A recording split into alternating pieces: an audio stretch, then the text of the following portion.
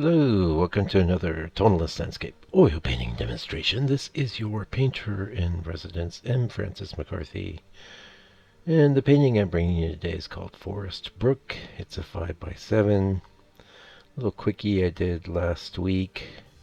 We call this a struggle painting. It actually ended up coming out pretty good, but my main challenge with this painting was, like, you see this little stream I just drew in. Well, it goes back, but in the reference it just kind of peters out. You really can't see what's going on, and because that's a photo, you just accept it.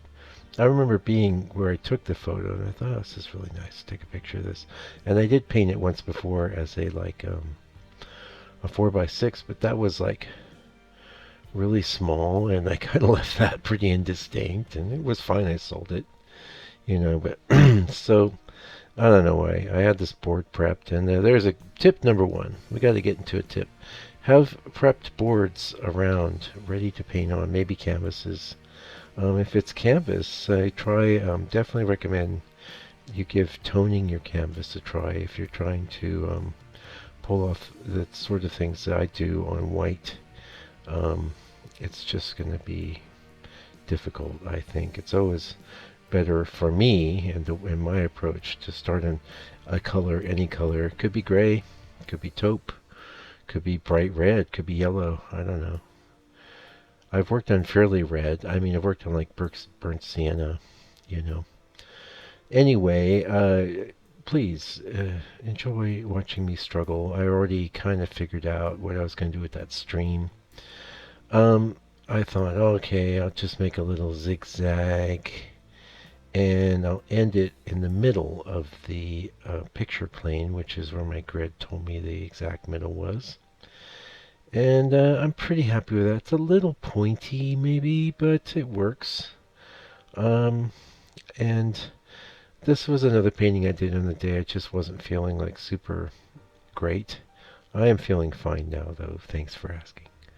But I just had some days last week I was really fatigued, and maybe I had some kind of odd bug or whatever. But I was in the studio, I was working, and I took this one on. And I actually, someone came in my studio, had it in their hand the other day. I was like, oh, I really love this one. It's like, all right, good. You go ahead, buy that one. Anyway, whether someone buys it or not, so, it's nice, but it's just good to make paintings. Today I spent most of the afternoon putting a coat of liquid on, say, the last 10 paintings I've done or so, and it's so exciting because all this areas that are dropped out from the matte, usually the black goes matte. They just look so beautiful and rich. It's a real thrill, yeah. And it'll be nice to go into the studio tomorrow and see all those freshly liquid paintings, and in a lot of cases I like to put a coat of liquid on before I do any glazing and stuff, just so if things go pear-shaped, you can just basically get the mineral spirits out and quickly take your whole glaze off. If you have a dry coat of liquid, you better make sure that's dry, and I don't recommend letting the spirits sit on there for an extended period. Anyway, getting back to this reference, I decided to make the whole front bit super dark, and I never actually escaped from it. But I keep looking at the little painting in my studio thinking it'd be really cool to come in and just put a few notes of greens and some lighter things in those areas, and I probably will do that since, like I said, it was all I could do to just kind of get a painting, and I should have gone after some easier reference considering I wasn't feeling all that awesome. By the way, you hear the entire saga as it's unfolding live in the studio in the members area. If you want to join on up over there, it's a paltry sum. At paltry sum, you have access to hours and hours of live painting going down, and I talk about problems as they're happening. It's a bit different than this sort of format where I'm just, I'm laying tips on you and I'm giving you insights and stuff, and I'm talking about what happened, but nothing like being there, man. It's very much like, bird's eye, If you were an actual student of mine, it's like being there in the studio with me as I create. Anyway, I kind of like that decision to make that all dark, and I actually ended up liking this painting pretty well. I'd like to soften that little sharp bit, but it actually does work. So, I mean, I was even thinking of that as I was doing it. And it's funny how, we can be aware of something as we're painting it and still not be able to not do it. Like, oh, I'm making this really pointy, or I'm making this really tall. But you can't stop yourself. That's an interesting phenomenon. Someone should write a master's thesis on that one. I think that would be a good topic, like why artists can't stop themselves from doing things they know they're doing that aren't really working. Yeah, it's definitely one thing to notice it later on, you know. Anyway, yes, did my drawing. Came in with some lights. Now I'm coming in with some real dark greens, and I typically like to do that. I like to get some of my darkest darks in with the old black, and then I come in with progressively lighter greens. Although I tend to, if you've been with me any time at all, I'm not telling you anything you don't know. I like to get the drawing done, and then the first thing I'll do is put in any kind of sky tones, which is what I did here. And I went ahead and put the reflections in the stream and stuff, since they were the same basic color. And then I like to come out and try and meet that from the darks. So it's dark, greens, reds, and then progressively lighter greens and reds. In a scene like this, I'll chuck in quite a lot of, yeah, I'm always chucking. You gotta chuck a lot of, well, hey, maybe you're brand new. Greens, you think greens are challenging? You think your greens look fake? Hey, let me tell you something. I saw a painting today by a guy who's he sells his work, and those greens looked poison. They looked awful. He really needs to get, I won't say any names because I'm not that kind of person, but the guy really needs to get some reds into his greens. It's a number one tip I can give any painter of nature is you mix that green color, throw a bunch of burnt sienna in it. Watch how it doesn't really even change the value of it too much. Yet suddenly it feels like a natural green. And if you look around you as you're walking around outside, notice how much red there is in everything. And one of the clues to this is, I'll tell you, in Photoshop you have a filter that converts color images to black and white. And whether you have Photoshop or not, I think this is interesting to note because in the conversion process you have like 6 different color fields. You have yellows, you have reds, you have what it calls greens, but it doesn't seem to affect anything that's being perceived as greens. All of those are yellows and reds. So there's a big clue right there. In fact, you can convert most nature scenes to black and white just by manipulating those 2 sliders alone. Nothing else happens with the other sliders. So all the action is in the realm of the reds and greens, and most yellows are tending towards the green side of the spectrum unless you sort of forcibly move them into the reds, which is one of the reasons why I'll keep a color like cadmium orange on the palette, for example. You can chuck a little bit of that in any kind of yellow mixture or yellow-green mixture, and suddenly it'll pull it right back into balance. It's kind of like seasoning in cooking, right? And so we got halfway through the video. I probably managed to lose most of the folks that are, I don't know, looking for something that's not here. I wanted to spend some time talking tonight about different painting approaches. Like, I recently got a comment on the channel by somebody that came from another painter's channel, and I won't say who, but I'm familiar with their work, and they are the type of painter that likes to come up with a painting that from, say, some abstract swipes, kind of the Dennis Sheehan method, or not just Dennis. I mean, there's a lot of painters that like to start paintings that way, and there ain't nothing wrong with it. In fact, that's not even what I'm addressing, but I don't work that way.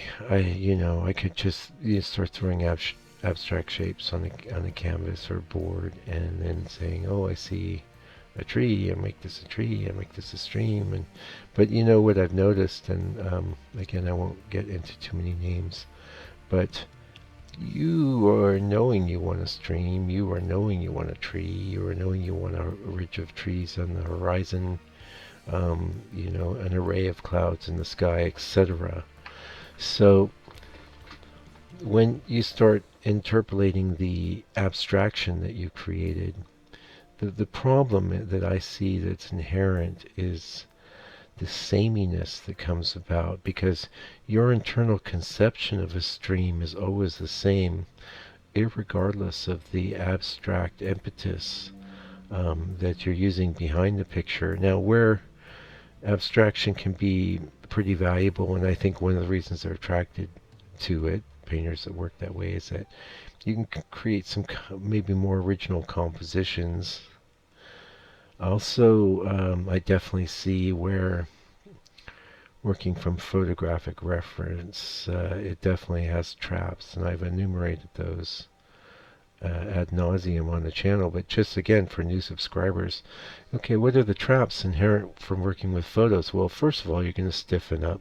Second of all, the tendency to copy everything that's in the photo reference over onto the painting it's irresistible in people just starting out. It's very hard to not do it and to know what's important to take from the photo and what's important to leave behind. That's a real challenge.